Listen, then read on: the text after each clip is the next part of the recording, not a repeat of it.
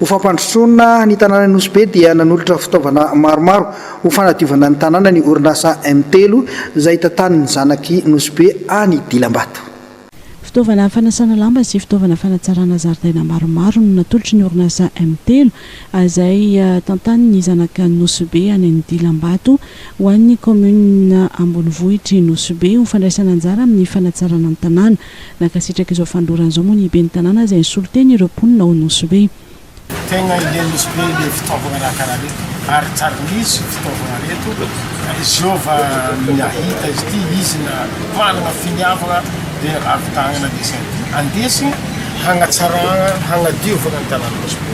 Maromaro reto fitaovana reto misy le catcheur tegna amin'ny pression ambony be andesiny hagnadiovana ny lalana ny fenêtre le sisiny le goudron regny, misy dolmara, misy koa ny mampilamigny le fleur regny, gazon, maro be le fitaovana anazy kay.